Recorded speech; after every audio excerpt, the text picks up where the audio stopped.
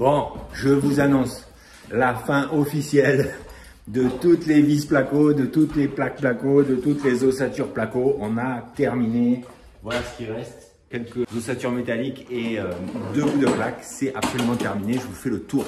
Okay. Donc là, on a le salon. Ici, le petit caisson là, qui est le caisson qui permet d'avoir un accès un jour, si besoin, à l'unité intérieure du gainable.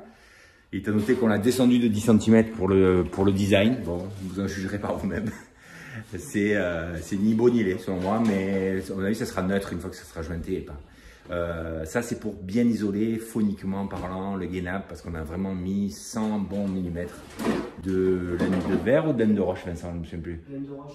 Laine de roche, eh oui, parce qu'on est bon en laine de roche, bien meilleur au niveau acoustique que la laine de verre. Voilà, ici on a fait donc un placard dans l'entrée, on a descendu là une soffite pour pouvoir s'adapter pile poil à des portes de placard qui sont pas coulissantes malgré les apparences, qui sont battantes, que j'avais récupérées à la ressourcerie. Il se trouve qu'en fait j'en ai au moins une quinzaine de portes de placard comme ça avec leur mécanisme de charnière. De la même manière ici, donc là il y aura 3 portes de placard en fait, comme celle-là. Ici, pareil, on a fait l'ouverture pile poil qui correspond aux portes que j'ai en stock. Et donc ici, ce sera la GTL, c'est-à-dire la gaine technique logement, dans laquelle on retrouvera un certain nombre de choses comme le tableau électrique, le coffret de communication, le disjoncteur et le compteur d'abonnés, si EDF nous impose de le mettre à cet endroit-là versus en limite de propriété. Ça, on ne sait pas encore parce qu'on est en cours d'instruction au niveau de ce dossier. Ici, une chambre, bon là, il ne s'est pas passé grand-chose, si ce n'est que c'est terminé. Là, on a la reprise du gainable et ici, on est dans le petit couloir, un mini couloir qui donne sur le WC suspendu, le chauffe-eau qui sera là, ici la salle de bain, grande douche, lavabo, enfin bref, ça vous avez déjà vu. Et puis là, la dernière chambre. Alors aujourd'hui, qu'est-ce qu'on va faire? Aujourd'hui, on va faire de la plomberie d'aujourd'hui. Hein. Ici, c'est 100% PER, vous voyez là. On va faire tout un tas de choses autour de la plomberie et on va partager ce qui nous paraît intéressant de voir. Là, le coffre du bâti support du WC, il est fait, mais en réalité, il est juste boulonné avec 3 vis. C'est Vincent qui l'a découpé. Là, on va l'enlever provisoirement pour venir raccorder l'alimentation en eau du WC. Vous allez voir ça dans un instant. Et moi, pendant ce temps, je vais me mettre sur la préparation des clarinettes de distribution de notre logement. Là, c'est un principe d'installation de plomberie en étoile, c'est-à-dire qu'en fait, à un endroit, on y loge des clarinettes. Et ces clarinettes, elles vont distribuer chaque point du logement, on y revient après. Donc c'est ici que je vais faire toutes mes clarinettes de distribution. Quelle est la règle avec le PER? La règle avec le PER, c'est que le PER nu comme ça, le PER ne peut pas être nu derrière un doublage. Dans la mesure où il est derrière un doublage, eh bien, il est protégé par la gaine, ça c'est la règle. Et ensuite, quand il devient nu, en fait, il ne peut pas être dans un endroit accessible. Donc à l'endroit où on y met les clarinettes, c'est toléré qu'on ait une petite portion de PER qui soit apparente, mais pas plus qu'une petite portion. Si on devait par exemple avoir une sortie de PER du mur et puis aller raccorder par exemple un robinet de WC 60 cm plus haut, eh bien soit on fait monter le PER et qu'on le laisse dans sa gaine, mais c'est pas très jojo au niveau esthétique, soit on le remplace par exemple du multicouche ou autre, hein, du cuivre ou ce qu'on veut. La seule chose, c'est que souvent, quand on fait des installations en PER, on est en général amateur de multicouche pour ce type d'application. Là, nous ici, on n'aura pas de multicouche, on est 100% PER parce que tous les points arrivent à leur destination finale. Donc là, ce qu'on va faire en fait, c'est qu'on va, en sortie de placo, par exemple ici, on va doucement défaire toutes les gaines de protection pour pouvoir accéder au PER à l'intérieur. Et on va les étiqueter, ces PER, d'accord? On va les étiqueter. En réalité, ce qu'on va faire, c'est qu'on va écrire dessus avec un marqueur indélébile. Ça, par exemple, c'est la gaine du chauffe-eau. Donc là, j'ai fait une petite entaille, je sors ma gaine. Je sais que c'est le chauffe-eau parce que Vincent a mis chauffe-eau dessus. Donc ici, qu'est-ce qu'on fait? On vient se le rappeler. Ça, c'est le chauffe-eau. OK. Petit accessoire, là je l'ai fait au cutter parce que personnellement vous n'en avez pas, mais en fait il faut savoir quand on fait beaucoup de PER, il existe ça, c'est une petite accessoire qui permet en fait de faire la même opération plus rapidement et surtout de manière plus fiable, sans être sûr de ne pas abîmer le PER. En réalité ça se glisse comme ça, on fait un tour autour du tuyau et ça ouvre. Il y a des petites lames là qui sont bien gabarisées qui permettent d'enlever le revêtement de protection. Ça c'est la cuisine, je le marque dessus et je fais tout ça en accéléré. Allez, une fois que j'ai fait ça, là j'ai a priori l'ensemble des tuyaux de mon installation. Je vais vous installer et je vais vous expliquer mon raisonnement de A à Z, comme ça vous avez tous les éléments. Si ça vous intéresse, vous êtes au bon endroit. Ok. Là, la première chose à noter, c'est que je vais devoir aller m'acheter des clarinettes qui correspondent à mon installation sur ce chantier-là. Donc la première chose à faire, c'est de compter le nombre de tuyaux que vous avez en eau chaude et en eau froide. Donc là, j'ai 4 eaux froides, 4 départs d'eau froide, non 5 départs d'eau froide, il faut les prendre à compter, et 3 d'eau chaude, d'accord? Donc si on schématise les choses, eh bien ici j'aurai une clarinette d'eau froide. Et ici, j'aurai une carinette d'eau chaude. Après, vous verrez comment je les implante, ces carinettes. Eau chaude. Eau froide, j'ai donc, on a dit, 5 départs. 1, 2, 3, 4, 5. Ok. Eau chaude, j'ai 3 départs. Pour l'instant. À cet endroit-là, et plus précisément dans ce plancher, qu'ici, on va faire un trou pour accéder à la surface de la maison. Et c'est par là que va arriver mon alimentation en eau. Ok. Donc, en réalité, il ne faut pas oublier que depuis le bas, j'ai ici un tuyau qui va arriver d'en bas et ça sera mon alimentation. D'accord? Ce qu'il convient de faire, c'est de quand même ici, là, mettre une vanne pour pouvoir, en une opération à l'intérieur du logement, couper 100% de l'alimentation en eau du logement. Ça me paraît intéressant. Donc, pour résumer ici, la carinette que je vais devoir mettre ici, eh bien, en réalité, c'est une carinette 1, 2, 3, 4, 5, 6. 6 sorties. Ok. De la même manière, pour l'eau chaude, eh bien, en réalité, j'ai le retour en 16 du chauffe-eau. D'accord. Et ensuite, j'ai la douche, le lavabo et la cuisine. Il m'en manque un. Il est où celui qui me manque? Aïe, aïe, aïe. Il m'en manque un, les amis. Il est là. Ben, ça m'a fait une petite blague. Ouais, parce qu'il était court. Ah merde, d'ailleurs, il est court. C'est un peu chiant, ça. C'est pas grave. Donc là, en réalité, j'en ai un quatrième. Donc en fait, j'ai besoin d'une clarinette. 4 sorties, ça suffit. Voilà. Ok, donc aujourd'hui, on va mettre en fait de partout tous les rapports de plomberie sur nos installations. D'accord, ça c'est le lavabo de la salle de bain. D'accord, donc ici, sortie de placo à peu près là. Eh bien, je viens couper ma gaine. Eau chaude, eau froide. Ok, ça on y revient après. Ici, j'ai la douche. Alors, la douche, c'est un vrai sujet assez intéressant. Donc là, la gaine a déjà été coupée pour celui-là et je m'apprête à couper celle-là. Je tire un peu sur mon tuyau pour exagérer, pour aller découper un petit peu loin. D'accord. Ensuite, là, je vais y mettre ici une souche. C'est-à-dire, c'est une embase. Alors, elle est plus dans son sachet, mais c'est des embases en fait un peu exprès pour les chantiers placo sur lesquels on va pouvoir avoir deux petites souches en laiton. Hein, qui vont venir se raccorder de manière définitive à mes tuyaux d'eau chaude et d'eau froide. Pendant la durée du chantier, ça, on fait simplement 2 trous de 6 cloches électriques et on sort les 2 tuyaux. Alors évidemment, l'eau froide à droite, l'eau chaude à gauche, toujours. Et il faut que l'anthrax des 2 trous soit de 15 cm, c'est la norme. Okay. Ensuite, cette patine-là, eh bien, en fait, elle est faite typiquement pour ce cas de figure, c'est-à-dire qu'en fait, le fait que cette patine d'un côté et cette souche en laiton de l'autre ne soient pas boulonnées d'origine, c'est ce qui va nous permettre en fait de faire le travail en plusieurs étapes, vous allez le voir. Pour pas que le tuto fasse 1h30 voire plus, j'ai sorti cette partie-là de la vidéo et j'en ai fait un tuto sur ma chaîne dont la miniature est ici et dont le lien est en haut à droite. Si vous voulez et vous êtes intéressé par ça, vous pouvez cliquer dessus, à regarder plus tard et vous aurez toute la mise en œuvre de ces platines de douche. Et enfin, là, ce qu'on va faire tout de suite, c'est raccorder l'alimentation en eau froide du WC. Donc, Vincent a enlevé les plaques de placo pour qu'on puisse accéder à l'alimentation en eau froide qui est ici. C'est un PER de 12, d'accord? À la partie qui est ici, ça c'est le trou dans lequel va le robinet du WC.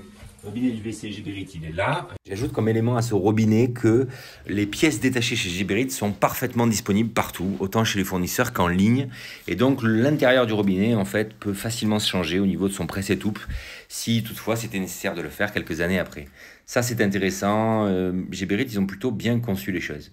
De la même manière, Geberit c'est assez bien fait. D'ailleurs vous avez sur ma chaîne une vidéo, je vous mets là le visuel de la vidéo, qui parle et qui traite de tout ce qu'on fait comme opération de maintenance sur un WC Geberit, changement d'achat, changement du robinet flotteur, etc., etc. Et donc si ça peut vous intéresser, ou si vous êtes inquiet à l'idée de mettre un WC suspendu chez vous parce que c'est 100% encastré, ou vous vous dites je vais avoir des problèmes demain, si vous regardez cette vidéo, normalement ça aura pour avantage sûrement de vous détendre, sachant que c'est bien conçu, donc il n'y a pas de difficulté avec ça. Là ici, je vais devoir donc raccorder un raccord à sertir à mon PER de 12 pour venir se raccorder au WC. Étant donné que le WC il est perpendiculaire, le robinet de WC, la sortie arrière. Donc là en fait je vais choisir un raccord coudé. Et là je vous montre du coup ma caisse de raccord PER. On a une caisse comme ça dans laquelle j'ai un petit stock de chaque raccord qui peut exister. Donc là par exemple on parle d'un raccord coudé 12.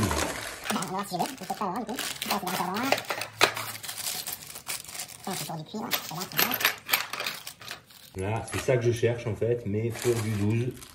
Bon Roberto, arrête de nous casser les pieds, tu l'as pas alors accord. Donc va chez Richardson et va l'acheter. Tu voulais faire le malin avec ta caisse, mais en fait t'as rien dedans.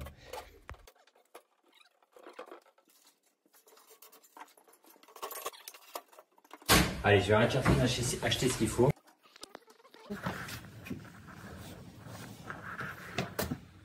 Donc là, on y a logé un petit bout de planche derrière la plaque de placo. On a mis que quelques vis placo pour la tenir, cette plaque, parce qu'on savait qu'on allait y revenir.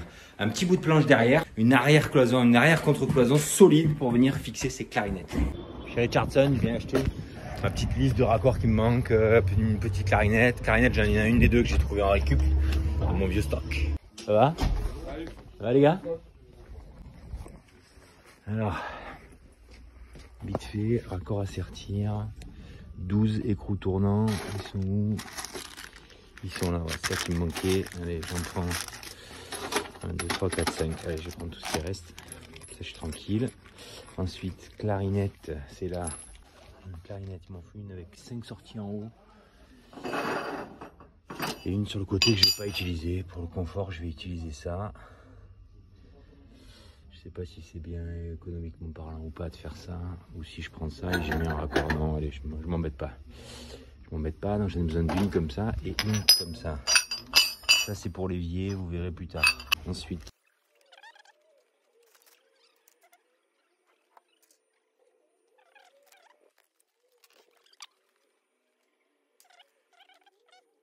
j'ai besoin d'un siphon. Voilà, siphon, je prends ce modèle là parce qu'en fait en réalité dans un tube, en réalité vous pouvez en faire 2 de siphons, donc ça c'est très bien. Je prends ça. Voilà, là c'est le tampon caoutchouc que j'ai cherché. Allez. C'est bon, où est-ce qu'on est? On est là. Bon, voilà les tarifs. Vous mettez pause si ça vous intéresse de savoir précisément ce que ça coûte. Le fait est que j'en ai eu au total pour 93 € hors taxe. On va le rajouter au tableau. Là, je nettoie une vieille clarinette en laiton que j'ai récupérée sur un chantier, je sais pas d'où, je sais pas quand. Évidemment, ce genre de pièces, c'est inusable, d'accord? Donc franchement, ça pose pas de problème de les réutiliser. La seule chose, parfois, moi qui suis artisan, c'est parfois délicat chez un client de mettre quelque chose qui soit d'occasion. Donc quand je travaille pour moi, eh bien en fait, le plus souvent, j'essaie de passer des choses comme ça qui peuvent encore servir. Et dans un souci d'économie, on peut dire aussi d'écologie aujourd'hui, parce que c'est quand même... voilà. Bon, là j'ai mes clarinettes, ok? L'idée, ça va être la suivante. Ici, je vais avoir une vanne de coupure générale, ça sera donc raccordé à la filasse, mais pas seulement à la filasse, on va aussi faire... je vais aussi vous montrer un autre produit, parce que c'est intéressant de voir tout ce qui peut exister. Ici, il a un petit coude à 90 degrés, simplement, cela, ce sera pour avoir en fait un redépart vers le bas, parce que mon tuyau d'alimentation générale arrivera d'en bas, ok? D'ailleurs, on se posera un peu la question, parce que là, j'ai une traverse en métal. Donc, on essaiera d'implanter les clarinettes peut-être un tout petit peu comme ça, pour pouvoir partir du côté gauche de la traverse en métal, de la structure du conteneur, pour ne pas se faire avoir. Okay, donc ça, première clarinette, ça sera l'eau froide. Deuxième clarinette, ça sera l'eau chaude. L'eau chaude, j'ai besoin de 4 sorties. Donc en réalité, ça sera 1, 2, 3. Et la quatrième, là, je vais mettre un raccord coudé en laiton pour pouvoir faire ma quatrième sortie. Et cette sortie qui est ici, la côté gauche, en 3/4, celle-là, en fait, je ne l'utiliserai pas, j'y mettrai un bouchon. Ça sera ma clarinette d'eau chaude. Ok. Pour implanter des clarinettes sur un mur, il y a plusieurs possibilités. Il y a la solution des bourgeois. Vous achetez ce genre de kit. C'est des petits kits qui permettent en fait en quelques points de fixation d'accrocher vos 2 clarinettes, en sachant que les 2 clarinettes vont être légèrement pas à la même distance du mur pour que les tuyaux ne se chevauchent pas et qu'il n'y ait pas de difficulté avec ça. Ça m'arrive d'utiliser ça chez des clients. Quand je suis dans un cas de figure comme celui-là où c'est moi qui fais le placo, et bien derrière le placo, j'ai logé une petite planche en bois qui me permet d'avoir un support assez solide. Comme j'ai un support solide derrière, je peux me permettre de faire tout mon système d'accroche de mes clarinettes avec ma caisse de fixation des cuivres, regardez. Donc ça, c'est mon petit panel de fixation différentes. En réalité, qu'est-ce qui va se passer? Je vais aller chercher avec des pâtes à vis mon bois qui est là-bas derrière, d'accord? Et je vais venir mettre des écarts entre mon mur et mes clarinettes différents, d'accord? Par exemple, je vais mettre pour l'eau froide avec celui-là. Et puis pour l'eau chaude, je vais utiliser une pâte à vis plus courte, enfin une rallonge plus courte. Donc voilà, en fait, c'est peut-être comme ça que je vais faire le décalage entre mes 2 clarinettes. Je vais faire en fait mon système d'accroche des clarinettes et de fixation au bois qui est derrière. Maison, ça me coûtera moins cher, ça coûtera même 3 fois rien pour être près de... La plupart des clarinettes de plomberie, il faut avoir les colliers qui correspondent au diamètre de la clarinette, d'accord? Et le collier, en l'occurrence, c'est cette boîte de collier qui est pile la bonne dimension et c'est des colliers de 22 mm. L'idée, c'est que je vais mettre la clarinette d'eau froide, elle, je vais la mettre au plus près du mur, d'accord? Parce que c'est elle qui aura le plus de tuyau dessus, donc on va dire que ce sera celle qui sera la plus sollicitée. Donc elle sera le plus près du mur. Et donc du coup, je vais implanter un trait de niveau. Ça, ce sera le trait de ma clarinette d'eau froide. Je me mets genre 4-5 cm au-dessus. Je fais un deuxième trait. Ça, ce sera ma clarinette d'eau chaude. Donc là maintenant en accéléré, vous allez nous voir implanter la clarinette sur le mur à l'aide de pâte à vis, de rallonge, de collier. Il faut aussi utiliser ce genre de support si c'est nécessaire. Mais là en l'occurrence, comme je suis vissé dans une planche en bois qui est une planche de coffrage de 25 mm, autant dire que cette vis rentrée dedans, là en termes de résistance, j'aurai énormément de résistance. Ça on peut être amené à le rajouter soit pour l'esthétique, soit pour donner un peu d'appui si par exemple on fait que se fixer dans du placo. C'est judicieux d'utiliser ça, on gagne de la solidité parce qu'on prend appui sur une portion de placo plus grande avec ces petites embrasseurs. Ok, on se met en accéléré et on fixe les deux clarinettes. Allez, on va faire l'étanchéité des raccords filetés, d'accord? Et là, je vais vous présenter deux méthodes. J'aime bien les deux méthodes, il y a un petit peu des avantages et des inconvénients aux deux. Donc, ça dépend vraiment de mon humeur. En réalité, ça dépend aussi. Et puis, ça dépend aussi de savoir si je suis très pressé ou plutôt cool. Alors, je vous présente les deux méthodes, d'accord? La méthode ancienne traditionnelle, c'est ça. Filasse, jeb à joint, ok? On va s'en faire l'un comme ça. Ça, on va le mettre ici. Cette vanne qui va là-dessus, d'accord? Donc, jeb à joint, c'est de la graisse. On met un petit peu là, ici. Comme ça, j'ai mon petit stock ici de jeb à joint. Ça, sur ma chaîne, c'est pareil. Il y a déjà une tuto sur la réalisation des joints filasse. Donc, n'hésitez pas à aller le voir. Je vous mets là le visuel. Là, je suis en train de un petit peu rayer les filets de ma pièce en laiton, d'accord? C'est pour être sûr que la filasse ne tourne pas sur elle-même, ok? Donc, première étape, je raye les filets. Ensuite, je prends un petit peu de filasse. Alors, en quantité, c'est par rapport à un bobino comme ça, c'est 30 cm. Après, ça dépend un peu de la filasse que vous utilisez. Okay. Une fois que j'ai fait ça, j'affine un petit peu le bout de ma filasse. Je me mets sur l'arrière du filetage, là, ici. Et doucement, je reviens vers l'intérieur et l'avant du filetage. Une fois que je suis à l'avant du filetage, je garde toujours en tête que quand je tourne ma filasse autour de mon filetage, il faut que je sois tendu. D'accord? Il faut qu'il y ait de la tension. Parce que s'il n'y a pas de tension, potentiellement, on peut avoir une filasse qui va tourner sur elle-même. D'accord? J'essaie un petit peu de l'étaler, de la répartir pour que la quantité de filasse que je dépose soit régulière. Okay, je tiens toujours le départ pour être sûr que ça ne tourne pas. Et là, petit à petit, je fais plusieurs tours sur mon filetage. Là, ma quantité de filasse, je la juge bonne. Je prends un petit peu de jeb à joint sur mon doigt. Et là, je viens ici. Et je viens répartir le jeb à joint sur ma filasse qui a pour effet immédiat de scotcher un petit peu la filasse dessus, la faire tenir sur le filetage.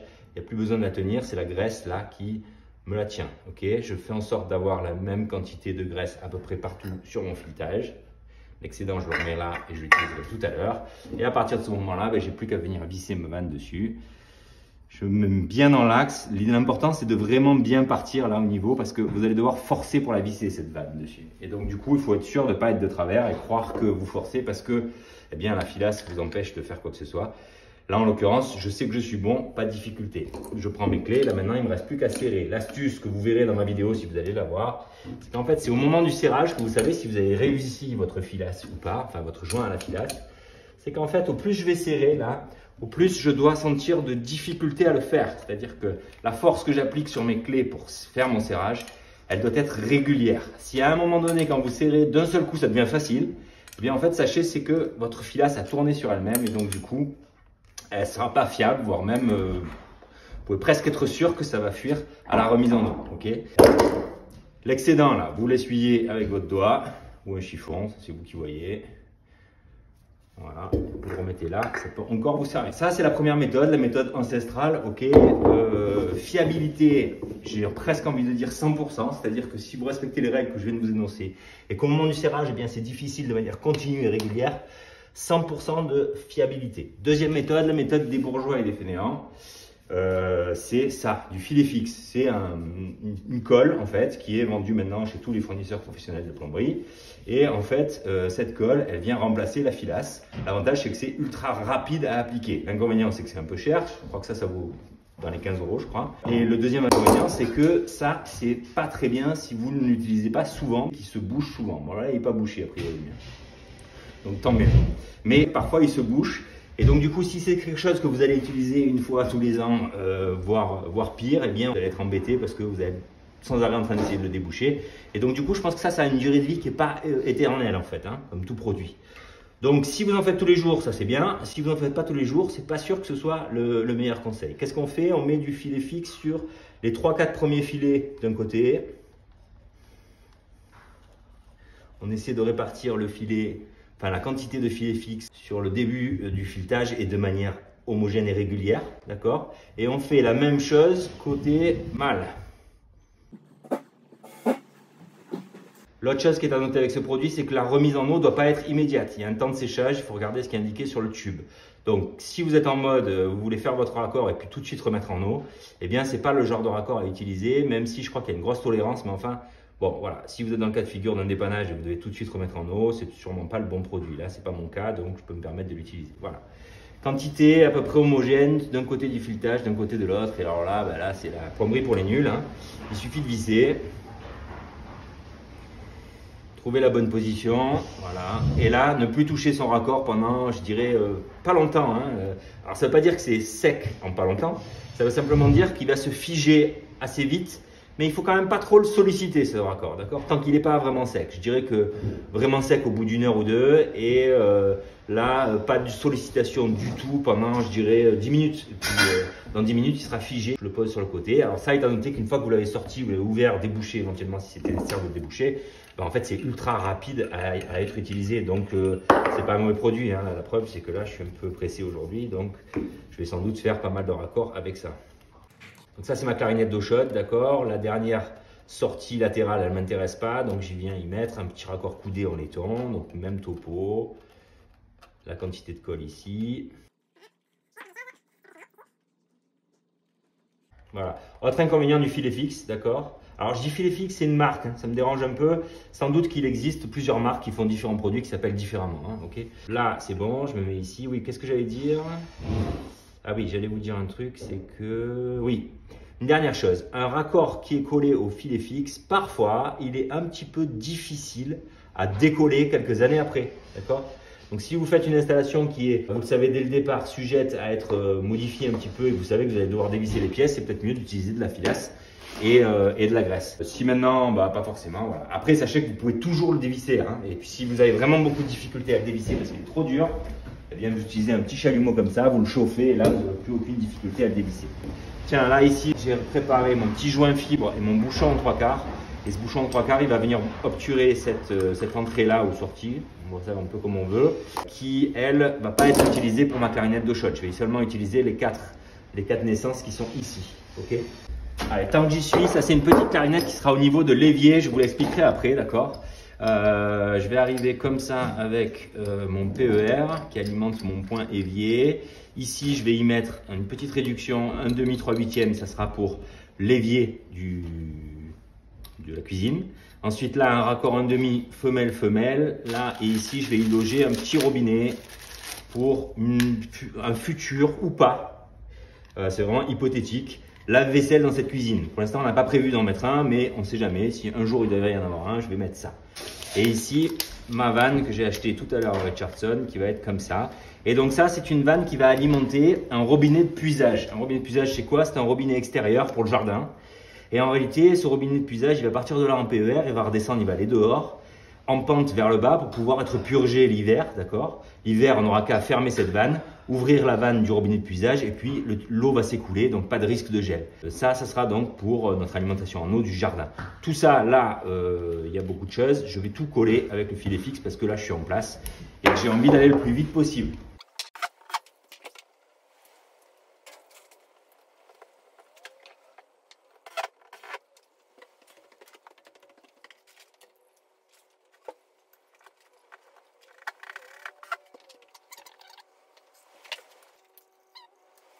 Voilà, allez, ma pièce elle est faite, je la laisse sécher tranquille et puis on la fixera au mur tout à l'heure.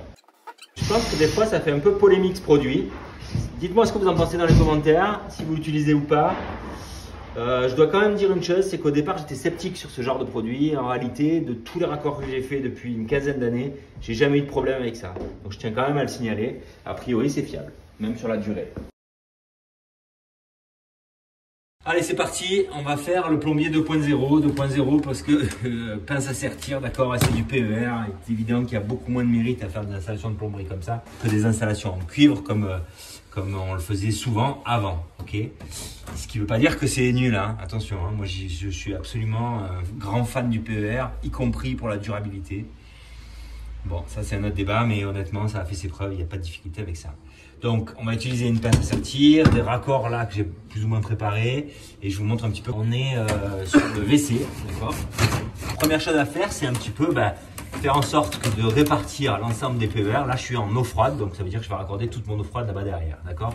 Les répartir pour que, comme ils arrivent, ça soit à peu près logique de les implanter sur telle ou telle naissance de la clarinette, ok. Donc ici, là, je suis dans le WC, je vais me mettre un peu en compression, je vais me mettre à peu près ici. Je trouve à peu près l'endroit où va s'arrêter le PER. Je prends une lame de cutter en très bon état, je me mets là à l'endroit où j'ai décidé de couper. Je tords légèrement le PER vers l'arrière comme ça, d'accord. Ça va lui donner un petit peu de pression qui va faire qu'en fait quand je vais couper plus net et plus vite. Bon, je sais que j'en irrite certains quand j'utilise un cutter pour couper du PER. C'est vrai qu'il existe des pinces dédiées pour ça qui permettent de couper, mais j'aime pas personnellement les utiliser parce que je trouve que ça a tendance à ovaliser un peu mon PER de temps en temps, ça m'agace. Et je vais plus vite comme ça. Ça ne veut pas dire qu'il n'y a pas un risque à le faire comme ça, d'une part. Et ça ne veut pas dire que c'est la seule façon de le faire, d'autre part. Donc faites-le raisonnablement, comme vous le sentez. Et soyez prudent, bien sûr. Voilà, là j'ai coupé mon PER. On vérifie qu'on est bien coupé à l'équerre. Il y a un tout petit débord là qui m'embête un peu. Voilà, ok. Une fois que j'ai fait ça, je prends mon raccord à sertir. Donc ça, c'est un raccord à sertir. Écrou tournant 1,5 pour PER de 12. Je prends mon raccord et je viens l'emmancher ici sur mon PER. Ici, il y a un petit trou. Le petit trou, il est là pour être sûr d'être bien au fond. Ok. Dans la mesure où je suis au fond, je prends ma pince à sertir. Je vais me mettre autour de mon raccord. Je mets la pince à sertir contre la collerette en plastique qui est prévue pour ça. Voilà. Et puis, j'appuie sur le bouton. Voilà, le petit clac que vous avez entendu, c'est le débrayage, c'est-à-dire que je suis arrivé à la bonne, au bon sertissage. Ok. Une fois que j'ai fait ça, je prends mon joint 1,5, j'oublie pas, joint fibre, je le mets dedans, et là je viens mettre mon tuyau sur ma clarinette.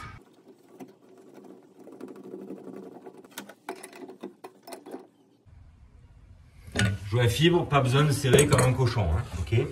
Ensuite là, je suis sur mon chauffe-eau, donc mon chauffe-eau lui il va venir ici, ok. Donc même topo, je prends à peu près l'endroit où je vais devoir le couper. Je suis ici, je me mets là. Là maintenant, ce que je fais, c'est que j'étais sur des mâchoires de 12, donc je vais passer en mâchoire de 16.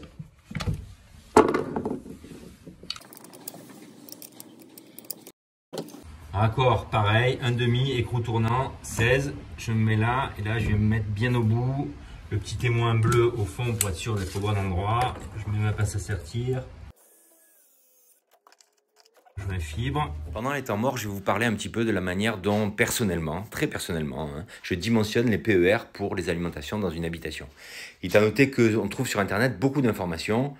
Là maintenant je me mets en accéléré et je finis ma clarinette d'eau froide, ensuite on regarde l'eau chaude ensemble. Qui sont selon moi pas forcément réelles et sérieuses. Je ne sais pas si c'est la norme ou pas, mais en tout cas, très souvent c'est surdimensionné dans la manière et dans l'approche. Les informations qu'on trouve le plus souvent, c'est alimentation générale en 25, chauffe-eau, chaude et eau froide en 20, douche évier en 16, lavabo, machine à laver, WC en 12. Honnêtement, ils exagèrent, sauf cas de figure vraiment particuliers. Donc là, l'eau froide, 100% est raccordée. Maintenant, je place ma clarinette d'eau chaude.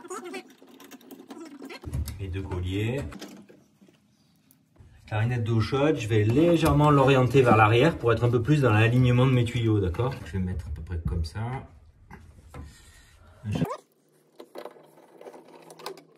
Et là, vous allez me voir en accéléré faire exactement la même chose que ce que je viens de faire sur l'eau froide. Le cas particulier, c'est quoi? C'est par exemple une pression dans le réseau général de la ville ou du village qui est vraiment insuffisante.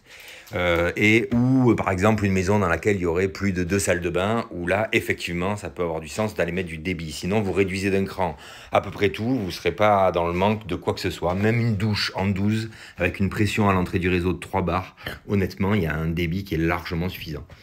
Je trouve ça vraiment surdimensionné. Bon, voilà. Ça n'est que mon avis, bien sûr. Et pour cette petite habitation, vous noterez que le chauffe-eau est alimenté en eau chaude et en eau froide en 16. Et c'est suffisant. Bon, voilà, c'est terminé. Allez, je vous montre ça de près. Alors là, il me reste un petit bouchon à mettre, d'accord? Donc, un bouchon en laiton de récupération, hein, en bon vieux radez-vous que je suis. Bon, je vais pas jusqu'à mettre un joint fibre d'occasion, hein.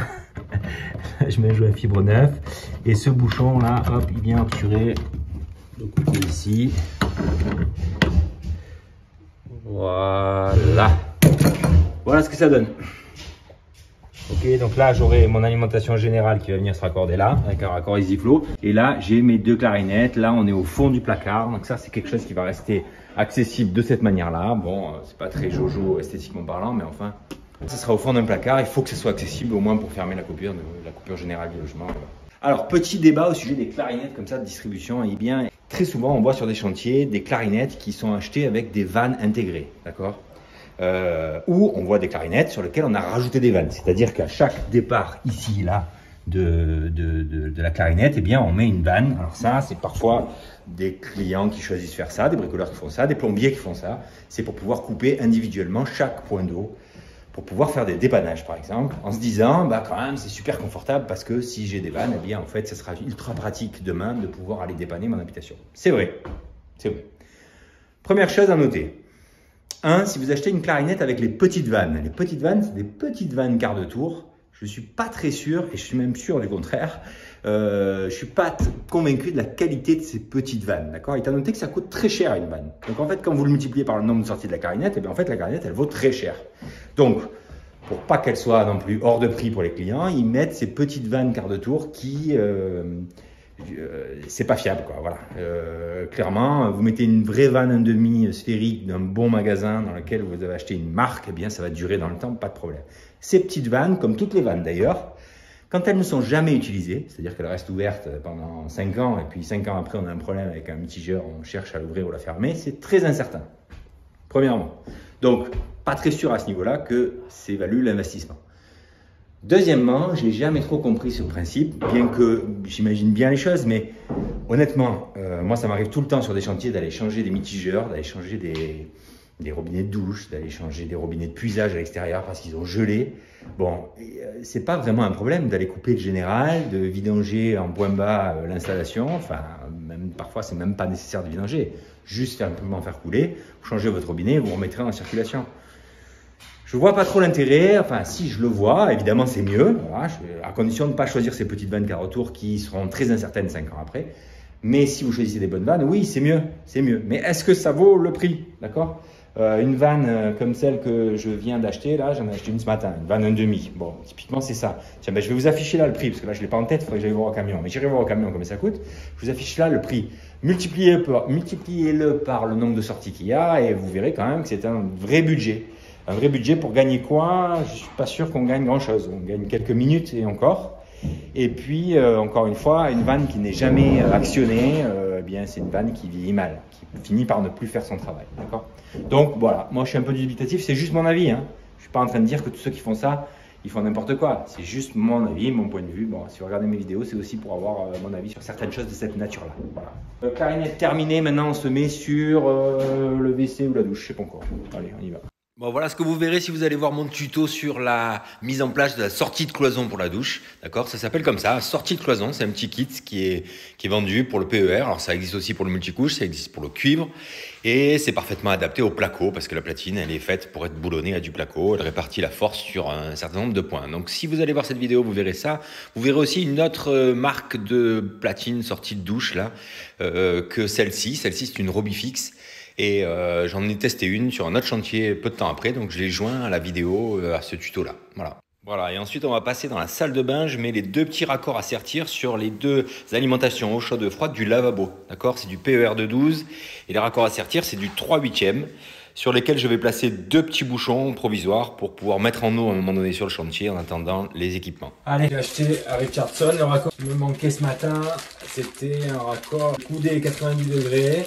PER de 12 avec écrou tournant, j'avais que des embases fixes. Voilà, donc ça va venir sur le tuyau qui est ici, là. Et ça va se raccorder sur le robinet du bâti support. Donc, Première chose à faire, c'est repérer à quel endroit il va falloir couper le PE pour qu'il arrive correctement dedans. Donc il va arriver comme ça. Donc en fait, il faut que je le raccourcisse de 5 cm. Ici, j'ai mis le raccord. Voilà. Et là, ça va sortir comme ça. Là, il est serti. Maintenant, je vais vous montrer comment on met le robinet. Il se clip par l'arrière. Donc là, je glisse le robinet par l'arrière. Ok, donc là, le robinet, je le présente par l'arrière, ici, là. Et là, je viens le clipper dans le bâti support. Voilà. Là, il est clippé, pas de problème. Avec la naissance côté gauche, parce qu'elle se viendra se raccorder à ce flexible, qui est le flexible d'alimentation de la chaise d'eau. D'accord. Et là, maintenant, il me reste plus qu'à aller visser là-bas derrière mon raccord à écrou tournant à mon robinet. Je vais essayer de vous montrer ça, mais c'est pas dit que j'y arrive. Alors, amateur de règles et de normes, sachez qu'en théorie, c'est interdit de mettre un joint fibre qui est inaccessible. D'accord. Moi, je préfère faire ça parce que je me dis que si un jour j'ai un problème, je préfère être dans ce cas de figure-là, mais ça ne concerne que moi. Et à noter qu'en théorie, on ne doit pas mettre un joint fibre qui est inaccessible. Mon raccord pour être dans l'axe. C'est pas facile avec le téléphone au milieu. Allez, Pupus, ne me saoule pas, vas-y.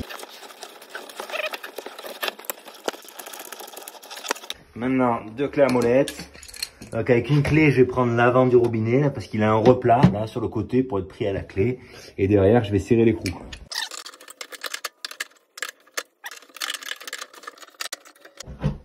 Ok. Dernière précision, j'ai oublié de vous montrer, là il y a une petite collerette en plastique noir qui vient se boulonner sur l'embase du robinet. Allez, on se fait le raccordement ensemble du lavabo. Alors là, c'est un lavabo. Donc ça veut dire que pour la partie lavabo, ici, j'ai besoin d'une évacuation en diamètre 32. Ici, j'ai une évacuation en diamètre 50. C'est simplement parce qu'en fait, la colonne d'eau usée qui passe sous ma maison conteneur, là, elle est en 50 sur cette direction-là. Donc en fait, c'était plus simple pour nous au moment où on l'a fait de mettre un T en 50 et de faire remonter en 50. Il n'en demeure pas moins que je ne vais pas garder ce 50, ça n'a pas de sens. J'ai besoin d'évacuer quoi dans cette évacuation? J'ai besoin d'évacuer le condensat de la clim, c'est ce tuyau qui arrive ici, d'accord? Et lui, il doit être lié à un siphon. Et pour ça, j'ai 2 modèles de siphon au stock. Là, j'ai celui-là et celui-là. Je vais choisir un des deux en fonction des entraxes. Donc, première étape, je vais ici couper mon PVC en 50 pour y mettre un manchon droit et une réduction 50-40. Comme ça, je vais passer en 40. Ensuite, je vais faire mon Y ou mon T, peu importe, avec mon siphon pour récupérer ça en 40. Et ensuite, seulement, je passerai en 32. On va se garder un petit peu de hauteur, ça sert à rien d'aller trop bas.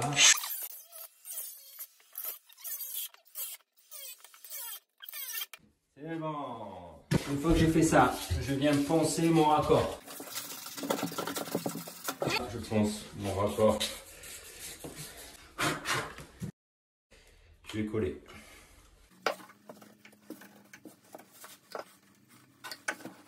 Maintenant, je vais passer de 50 à 40 avec ce raccord-là.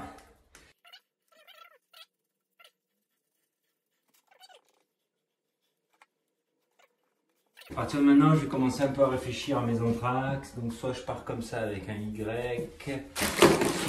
J'aurais bien vu là, un T comme ça. Ensuite, coude comme ça à 90 degrés. Là, oui, je suis trop bas.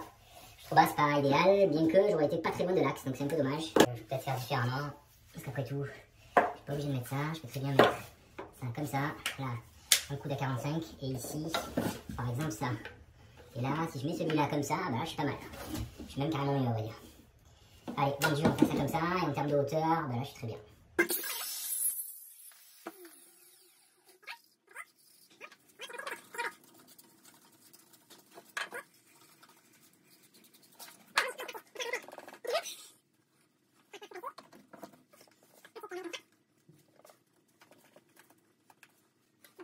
Ça, là, comme ça. Ok. Tiens, allez au passage là. Sur les évacuations de plomberie, très souvent on entend qu'il faut coller les évacuations dans le sens de l'eau. C'est-à-dire que par exemple, eh bien là, il faudrait coller dans ce sens-là pour que l'eau aille dans ce sens et pour pas qu'elle remonte à l'intérieur du collage.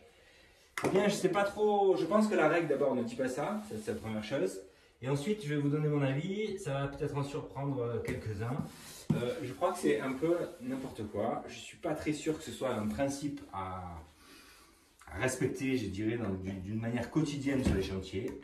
En réalité, si vous faites ça en vous disant que potentiellement votre raccord il va se décoller et que dans la mesure où il se décolle, et bien du coup vous n'aurez pas de fuite, ça me paraît très réducteur dans le principe en fait.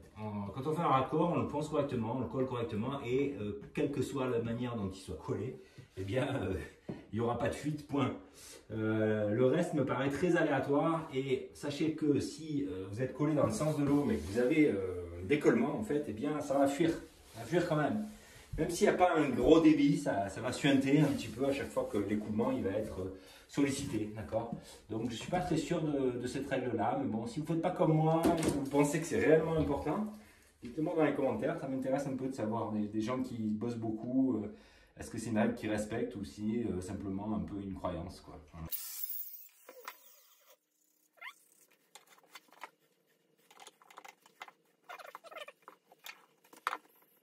Quand même, ce que je vais faire, c'est qu'ici, je vais loger là. Entre ces deux traits, faire un petit point de fixation, d'accord?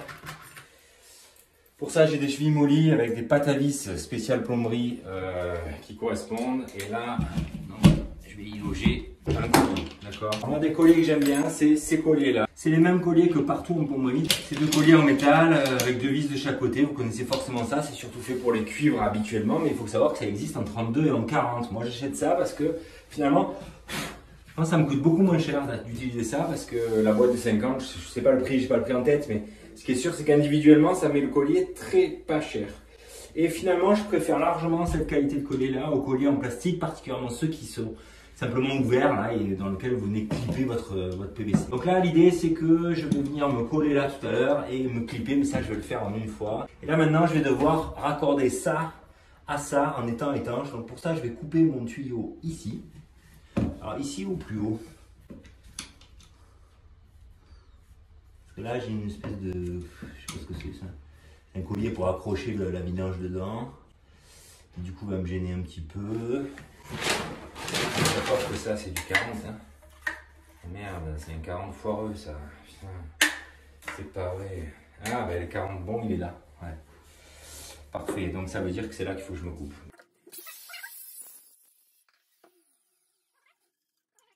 Puis, je le ponce aussi seulement d'un côté. Lui, on va le coller. C'est collé, on n'en parle plus. Ici, c'est poncé ou pas? Non, c'est pas poncé. Voilà, c'est poncé, je serre le joint. Et là, en avant pour le collage. Collage et du coup, un peu en force, glissement dans le collier que j'ai mis. Ok? Ok. Voilà. Là, je suis bon. Voilà, le collier, je peux tout de suite le fermer. Ensuite, ce que j'ai acheté ce matin chez Richardson, c'est ça. C'est un joint Colruyt caoutchouc, d'accord, qui est fait pour venir se clipper là. C'est pile le bon diamètre et c'est étanche à l'air et à l'eau. Il n'y a pas de problème, enfin à l'eau. Pas qu'il soit sous pression, hein, d'accord, mais c'est de l'écoulement. Donc ça rentre parfaitement dedans avec. Et ça, c'est en caoutchouc, ok. Et ça, c'est le raccord que je vais mettre à l'intérieur de ce raccord, d'accord. Et en réalité, en forçant beaucoup ou en le réduisant. Et je pense qu'en forçant beaucoup, ça va bien le faire. En fait, il rentre en force à l'intérieur du caoutchouc, voilà.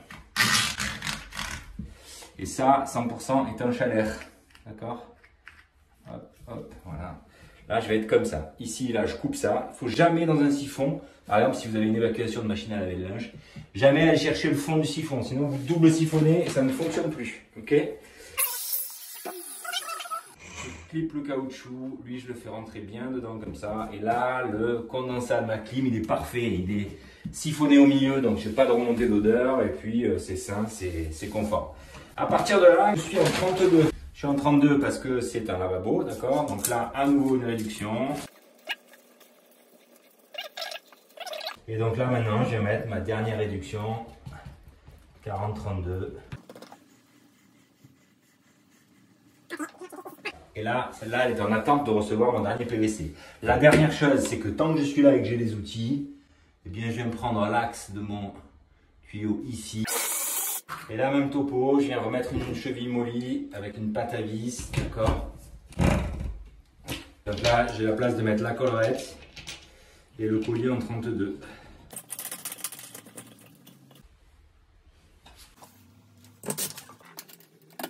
Là ici, je ne vais pas le raccorder maintenant, ça. Parce que ça sert à rien de venir coller ça. Je ne sais pas encore comment sera mon lavabo, je ne sais pas encore à quelle hauteur, donc tant qu'à faire, ben on attend. Ça sert à rien de se presser. Là, je vais boucher en provisoire mon tuyau pour qu'il n'y ait rien pendant le chantier qui tombe dedans. Voilà. Et puis, ben, on y reviendra plus tard quand ce sera le moment d'y revenir. Voilà. Allez, on va se mettre sur l'évier de la cuisine. On s'occupe de l'évier. Allez, on va commencer d'abord par l'eau chaude et l'eau froide. Donc là, je sors. Dès que je suis sorti, je coupe la gaine. Alors l'eau chaude, on va tout de suite la régler parce que l'eau chaude c'est facile. On va y mettre une en base spéciale pour le mitigeur, d'accord? Donc ce sera ça.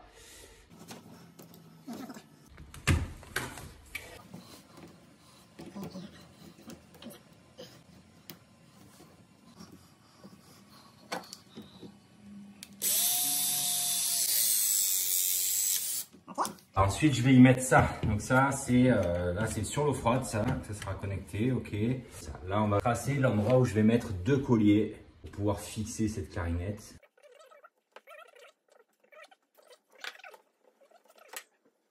Là, j'ai pas de chance, je tombe de part et d'autre du rail.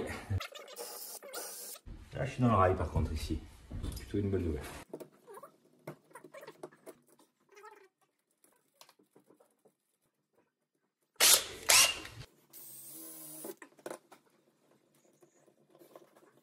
Voilà.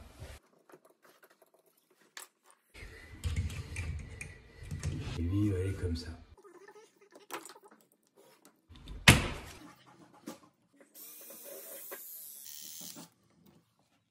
Donc là, un joint fibre en 3/4 que je mets ici. Donc ça vient comme ça.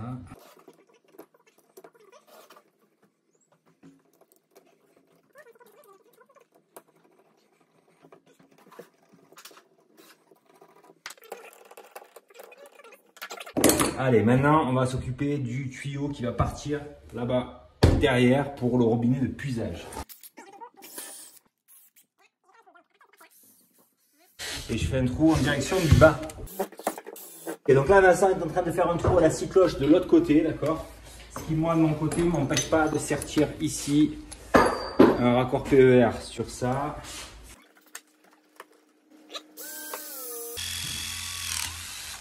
Bien la plomberie d'aujourd'hui, hein. C'est facile, très facile. Bon.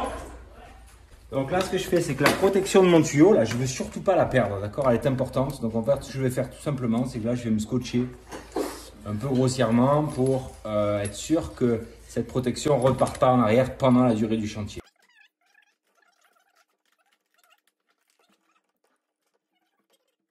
Donc là, c'est boulonné, ça, donc c'est ma vanne qui a stop le robinet de puisage pour le gel. Ici, là, j'ai la naissance d'eau froide pour le futur évier, d'accord.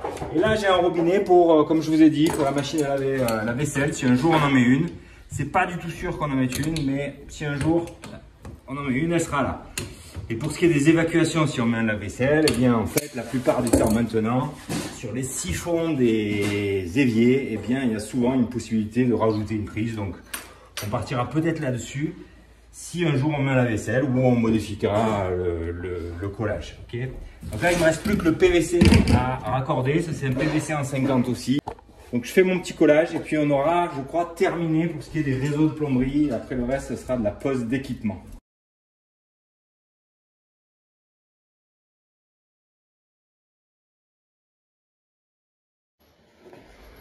Bon, voilà, plomberie terminée. Donc, je vais quand même mettre le tableau à jour des coûts et je vais rajouter tous les coûts de tout ce qui est réseau de plomberie. Donc là, il y aura le PER du début, sachant qu'on n'a pas utilisé 100% des couronnes que j'ai utilisées. Donc, je vais faire une cote-part de ce que j'ai réellement utilisé. Ok, parce que les couronnes de PER, on les achète par 100 mètres. Et donc, évidemment, une couronne peut faire 2-3 chantiers. Bon, si dit, c'est anecdotique le coût par chantier. Enfin, anecdotique, non, mais c'est pas la mort, quoi. Là, notre WC, il est terminé. La prochaine étape que vous allez voir, c'est la pose de la plaque bouton et la pose de la cuvette. Ça, c'est OK.